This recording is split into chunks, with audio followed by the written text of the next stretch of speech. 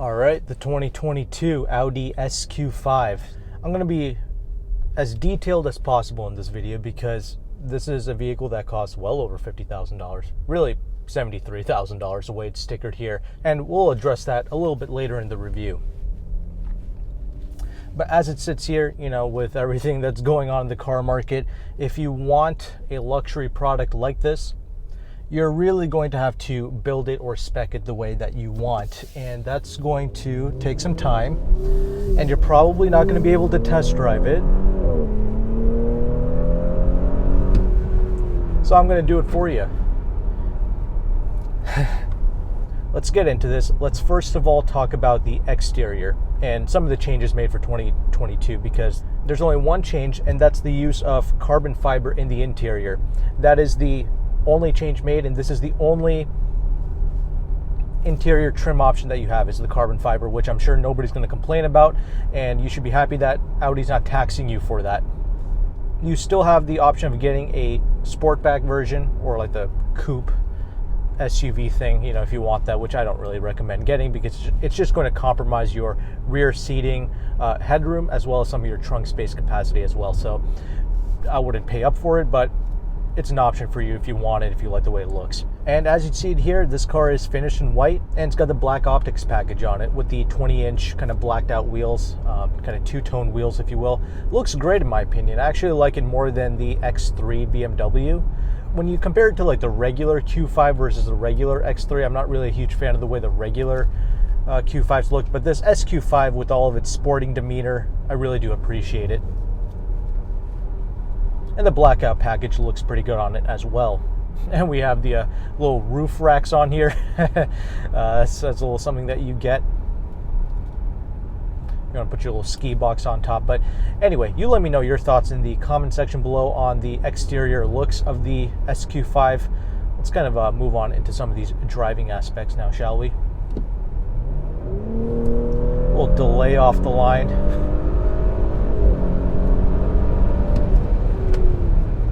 Absolutely flying.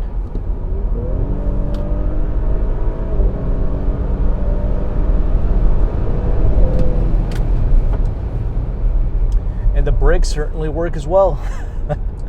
So that's a pretty good demonstration of what this thing is capable of.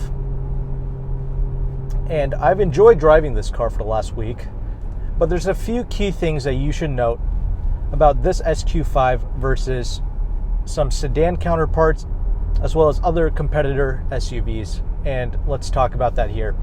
Okay, I recently drove a S5 Sportback Audi. However, that was a 2019, but I will say that vehicle was pretty much better than this in almost every measurable way.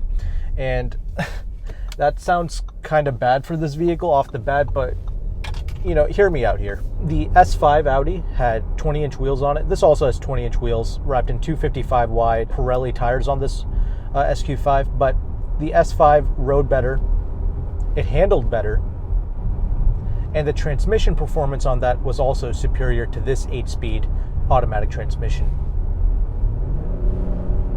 Kind of takes a moment for it to kick down, and compared to like the BMW 8-speed ZFs, this is just plain lethargic almost. The S4 and the S5 both have a superior transmission programming.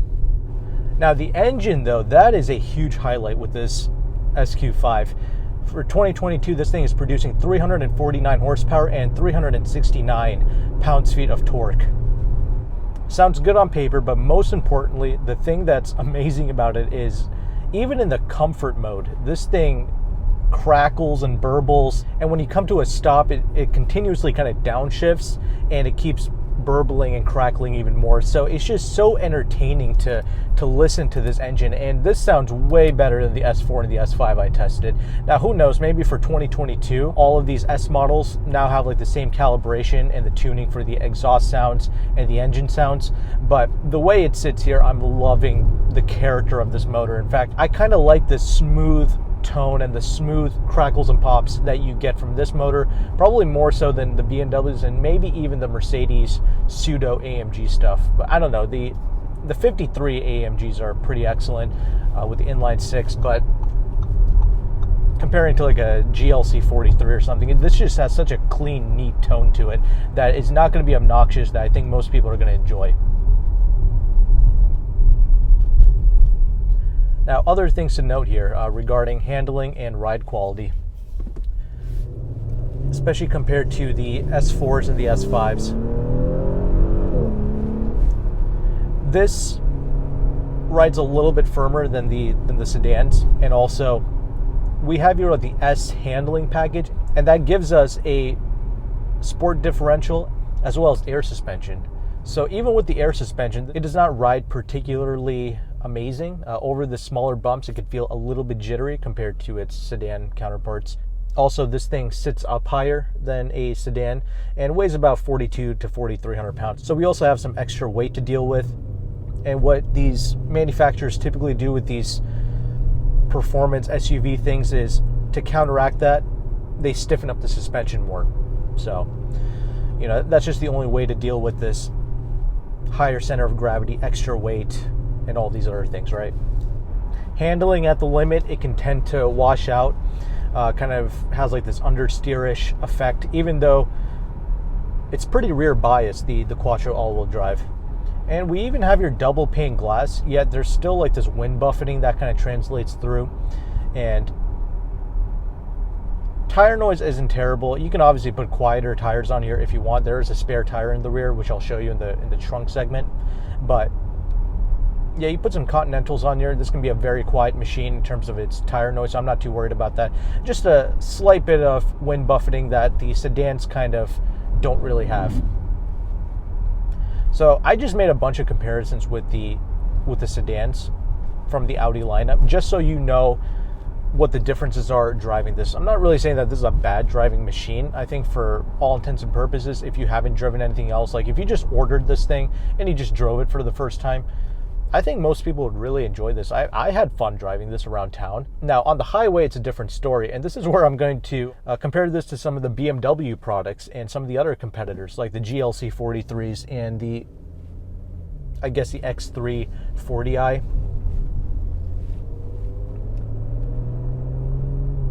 With the inline-6 engine.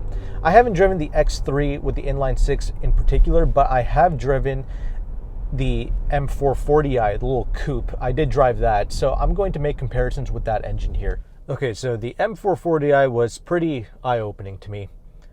BMW deserves an award for the most improved category, because they have really addressed a lot of the issues I've had in the past. Their steering used to be super over heavy, over synthetic for no apparent reason. They used to ride really firm, all these little things, right? And when I drove the M440i, the coupe, I get it, that's a coupe and this is an SUV, but bear with me here. The new car rides better, it's so much faster.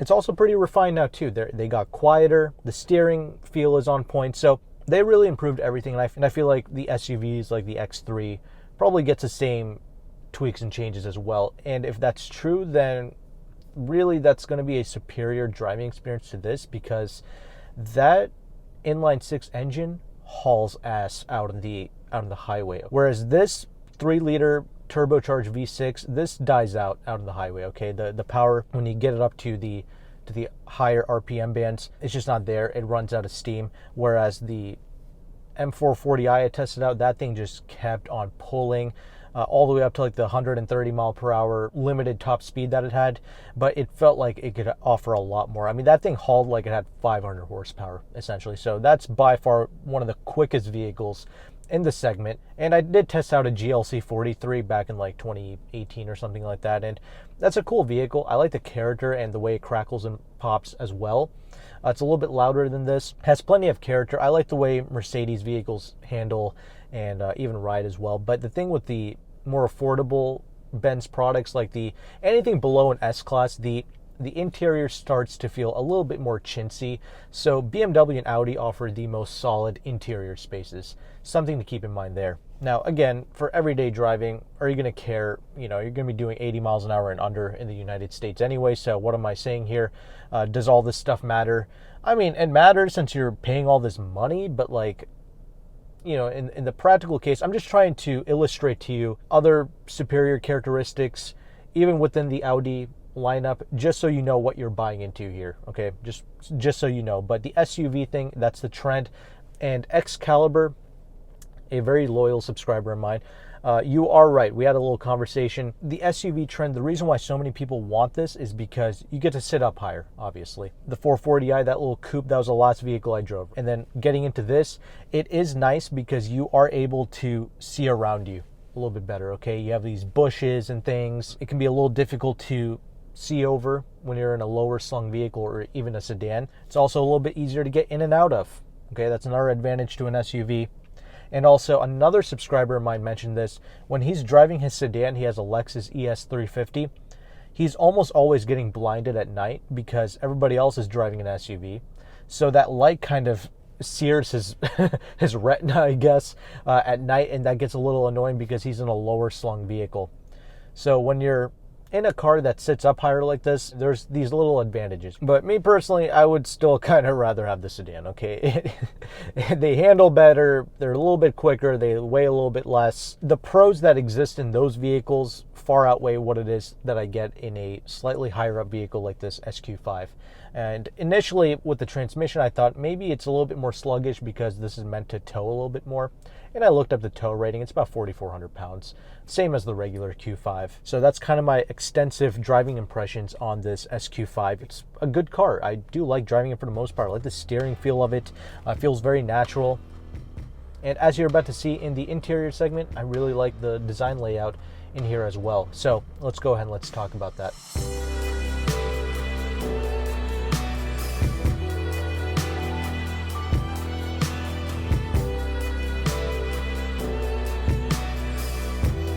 All right, so I spent a lot of time talking about the drive because it's pretty important in a performance SUV. Now let's talk about this interior. This is a pretty big highlight to Audis. And I already mentioned this compared to Mercedes products like the GLC. This is just so much more better built.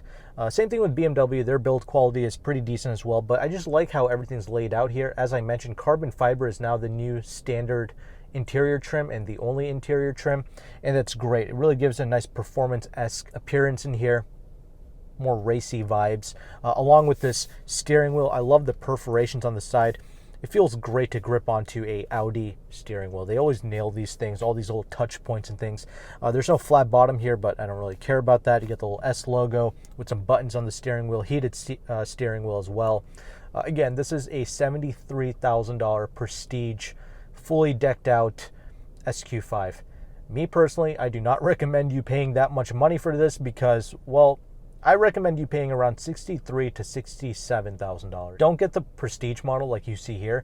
Get the Premium Plus and then option in the Bang & Olufsen sound system for like $950.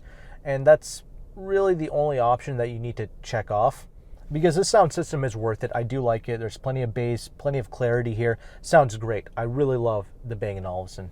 But the other thing that ramps up the price of this vehicle is the S performance package with the differentials and the air suspension.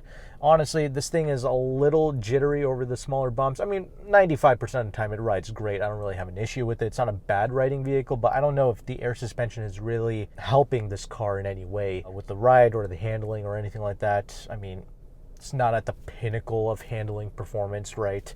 I mean, it's decent overall, don't get me wrong. It's better than most SUVs out there in the world, but compared to like a BMW or like the Porsche Macans, this is a little bit more inferior to that. So you're just going to buy this and cruise in it. So I think you can skip out on the $3,000 to $4,000 that you have to spend getting that S Performance package. That's what I'm saying. Get it at $63,000. This becomes a much better value proposition, and you still get plenty of features. One of the things is on the Prestige trim, you know, if you don't opt for it, then you're not going to get the fancier matrix LED headlights that this vehicle has. So you're going to be foregoing that, as well as like the navigation system inside the infotainment. That's something else to note. But there's a couple of other things in there. For around $73,000 to $75,000, you can get a pretty decent Macan S, Porsche Macan S, which is superior still to this in just about every way because, you know, all these cars are within the VW lineup, and I guess they don't want this SQ5 to feel as good as the Macan S. Makes sense. Anyway, I like the use of suede in the door inserts here. I think that's great. Automatic one-touch up and down windows for all 4 windows. Double pane glass, like I already mentioned. There's a great sense of quality in here, but I guess you should also know this if you saw the window sticker I posted. This vehicle is made in Mexico, and 63% of the components in this car is from Mexico. I think the engine is from Hungary, the transmission is from Germany. Just so you know, do with that information what you will. But to me, this has been a great experience. Nothing is creaking and rattling. Everything is solid in here. No issues. I mean, Audis are always well built and they always age perfectly. It's a great car to buy as a certified pre-owned option. You can put 30, 50, 60,000 miles plus on here, and the interior is going to age really nicely. These seats are super comfortable. This is the optional kind of quilted leather seat. I wouldn't pay the extra $1,000 to get it, but they do look amazing. And they are very comfortable. And lumbar support is decent. They could have put some more lumbar support in here, but for the most part, it's okay. You got automatic headlights, heated seats, but no cooled seats. That's very bizarre to me, especially in a vehicle that's spec'd up, you know, to the brim like this. I really like this infotainment setup. It is so quick to respond, and also we have here the dedicated HVAC controls. I really like this versus like the Audi A6 that I reviewed, the 2021 with like the dual screen thing. I'm glad that Audi's using this infotainment system, and the physical HVAC controls here really makes it easy to control and non-distracting. And anyway, speaking of the infotainment, you can only access it through the touchscreen here. Quick to respond, Apple CarPlay, Android Auto, of course. Digital gauge cluster is also incredible. BMW also does a great job of this, but yeah, the Audi system, very easy to use, no problem. There's no real learning curve to this technology, which is a great benefit to most people. Panoramic sunroof here, which I think you can also get in the Premium Plus. Not a whole lot of little storage spaces and cubby spaces here. I can't really properly fit my phone anywhere. I use an iPhone 13 Pro Max, and it kind of sort of fits in the center tray here, which you can remove.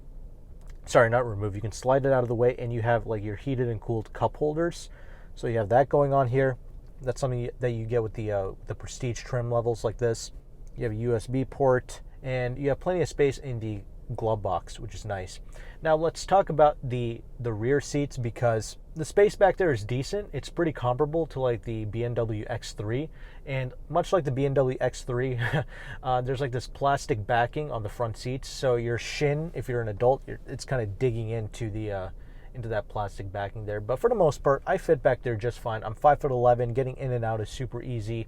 And there's plenty of space underneath the front seats for you to stow your toes, essentially. So that helps with the rear leg room. And you have your own HVAC controls back there, heated seats back there as well. The same quilted seats, same quality, very comfortable back there. And trunk space is decent. You can fold down these seats, and you can even fold down just the middle portion if you wanted to. And yeah, it's plenty of space for most people. You even have a skinny spare tire thing back there as well, so you can put non-run flat tires on here. You can get some quieter Continental tires or something like that. But yeah, this is practical enough. It's got a pretty cool demeanor to it. You know, it's finished in white. It's got that whole stormtrooper look going on, right? Very modern, very cool vehicle. I don't mind the SQ5s. I think they're cool little cars, and despite the little nuanced things that I mentioned it mainly because, you know, in today's climate, the wealthy client, right, you can't really test drive a lot of these vehicles. You're just ordering them. So I'm trying to be as detailed as possible with my driving reviews, just so you know exactly what you're getting into. Hopefully you understand what I'm saying and what I'm getting at with these reviews. But if you have any more questions, I mean, leave them down in the comment section below. It's a good vehicle. Pay like $63 for it, and I think you're getting a solid value here. Try and get a discount if you can. I know it sucks. Most dealerships, most people are not giving out discounts. And I'll leave you with one more tip. Check out the Lease Hacker website. Go on there and go to the forum section, put in your state, and I think Lease Companion is a broker that's pretty much available nationwide. They have like a spreadsheet available. I'm not paid for, sponsored, or anything. Like, they have no idea who the hell I am. It's a pretty good resource because when you go through them, I think some of their dealerships that they work with, they will give you a discount. It might be small, like 2%, 1%, or 5% off, but it's better than nothing. And I think they ship nationwide. So check that out if you can. I think they're primarily located in like the Washington, D.C. area. So there's that. But, you know, we're paying a lot of money for this stuff, and you know, it should be your right to know exactly how these cars feel. So I'm trying to do a better job than most journalists that just run through a spec sheet, which you could have just read on the internet anyway. This vehicle was provided to me by the DriveFlow subscription program. If you want to check that out, I pay monthly as like a lease subscription to get access to these vehicles to review. So it's not cheap. It's like $1,600 a month. So if you want to support me on Patreon, you can. You don't have to. It doesn't matter. Just throwing that out there. But thanks again for watching this video. Take care and goodbye.